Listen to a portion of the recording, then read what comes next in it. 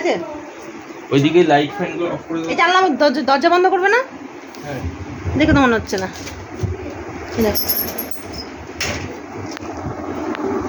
তুলেছো সুন্দর দুটো ফটো তুলেছো?